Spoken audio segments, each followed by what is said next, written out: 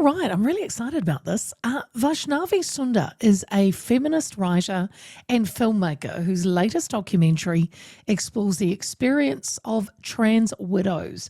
These are women whose husbands have transitioned to living as women.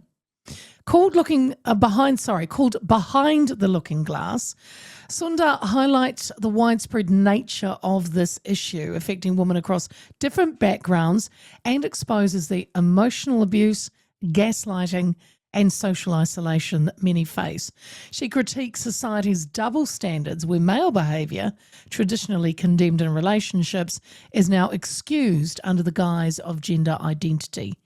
The discussion also touches on the impact on children, the broader erosion of positive masculinity, and the challenges of distributing a film critical of mainstream gender ideology. Despite the obstacles, she remains committed to giving a voice to these women, urging more open conversations and collective action.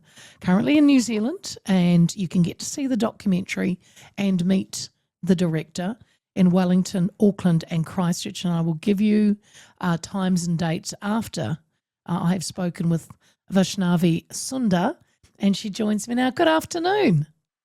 Good afternoon, Leah. So nice to meet you. Nice to meet you. And thank you very much. Thank you very much for having me. No, look, thank you, and welcome to New Zealand. I don't know if this is your first time here or not, but it is wonderful to have you here. Can I start just by saying, why did you make this documentary?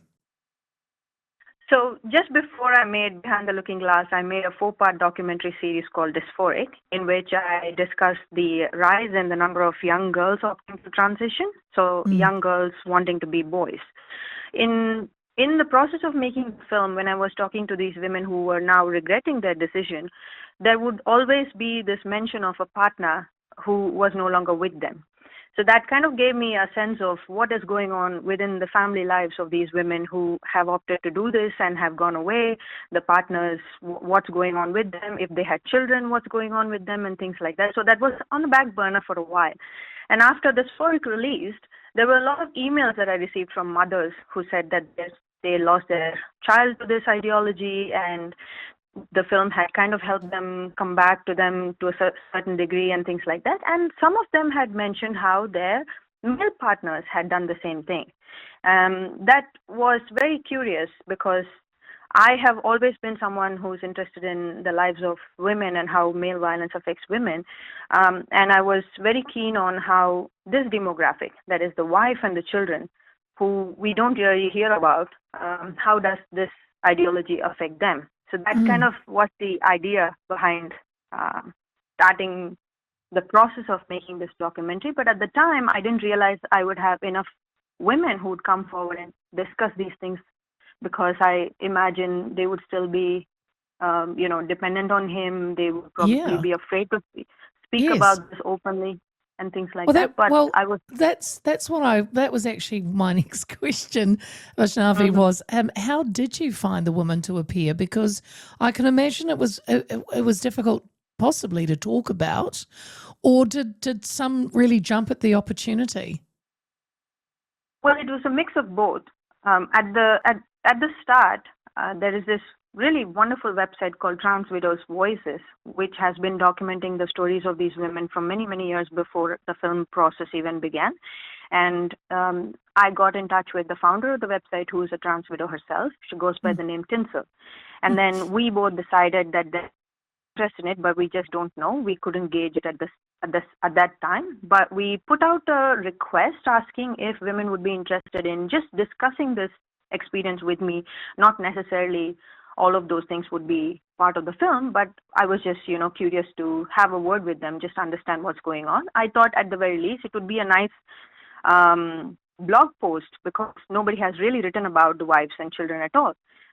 We put the poster out, and at one point there were just so many entries, I had to actually ask them to stop getting in touch with me because I no longer could include that many voices. So it was as if the women were just waiting for an opportunity to tell their story.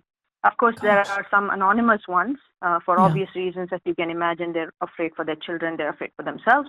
But then it was as if the floodgates had opened, and for the first time they felt like they were the center stage, and it was not their trans-identified husbands. Mm. I mean, this is not just a Western phenomenon, is it? I mean, this is happening to women all over the world. Oh, it most definitely is happening to women all over the world. In our film, we have a woman from Japan who had shared her experience. She is utterly traumatized by his violence, coercive control, and all other things he put her through, that poor woman. Thankfully, she doesn't have a child with him, and she is now separated from him, but she is still so afraid to be public about this. That's why she had to be anonymous.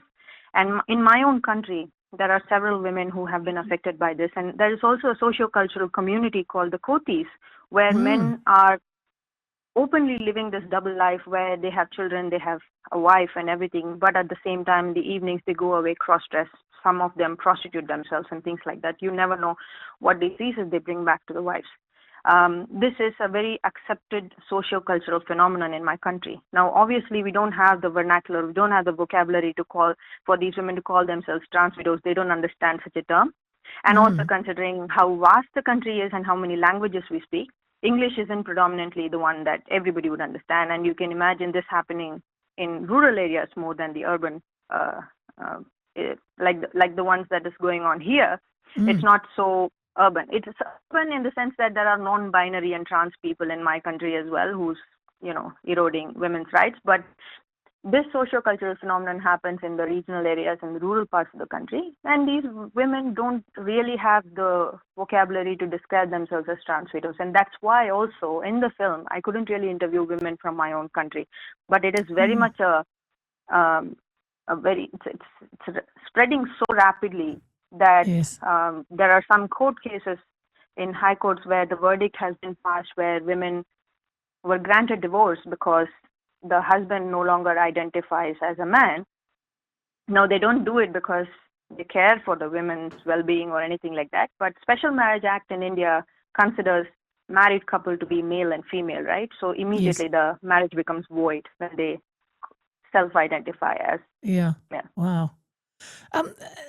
Vaishnavi, you were saying that Vaishnavi, that you spoke to all age groups, you from different backgrounds, but I couldn't help but keep thinking how it affects the children as well.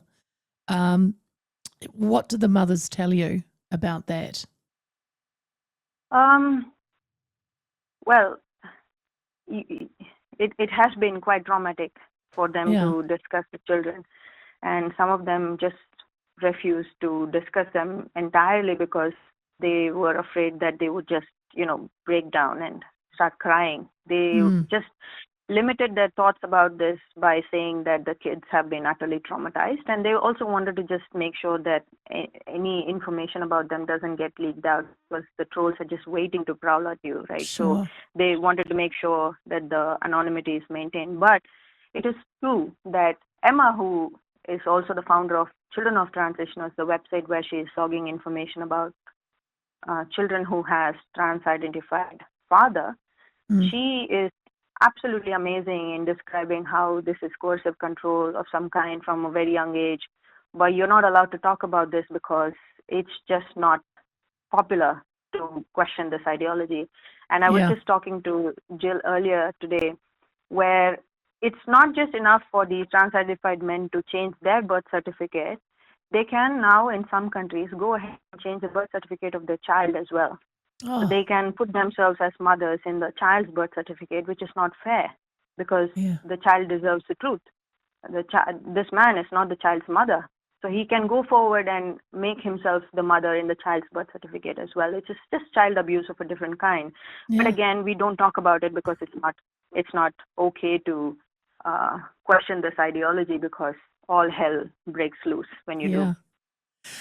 Vaishnavi, when you were making the documentary, did you receive or were you trolled at any stage by, groups that said that you were anti-trans or you were doing the wrong, calling you out? Did you come up against any of that? Well, there would be this odd person on X or Facebook just whining, saying I should hear the full story and that these women are lying and things like that. But I'm so surprised at how overwhelmingly positive the response has been so far. And it has also been my endeavor to ensure that you can't really find a problem with the film.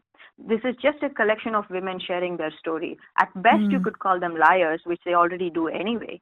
But Yeah. there is really nothing in the film that could paint me as any more of a fascist than I am. But there is no such thing which could be deemed problematic or that could be deemed as something that they want the film to not have or anything like that.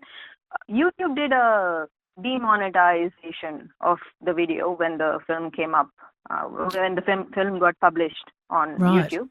Yeah. But then again, I was expecting that, and I didn't want that to be a reason why people don't get watch it. I didn't take it down or anything like that. I just let it be. It is still Yeah. demonetized, although YouTube makes money by posting gender-related ads on it, but I don't get anything from it. They do. Wow. Yeah. Is that one of the challenges that you're facing with distributing a film that, you know, that is critical of mainstream gender ideology? Well, it has always been difficult for independent filmmakers in general, right? But in this particular case, if I had made a film that is, you know, pro-trans or just singing, you know, absolute songs of praise of all these people who are now wearing dresses and things like that, I might even get distribution. I might even get picked up by film festivals and things like that, even within the independent film scene. But when it comes to being critical about this ideology, everybody is just immediately prone to want to disassociate with you because it is some sort of a guilt by association, almost like a virus that spreads if you even consider screening your film somewhere or just having a discussion around it. So it has been like this. I knew this is how it was going to be, and I was well prepared for it in the sense that it didn't matter. The film had to be made. I wasn't worried about a film festival not picking me in the sense that I was already tuned into the fact that no film festival will pick this, but I was going to make it anyway. Yeah, And good on it you. doesn't bother me at all.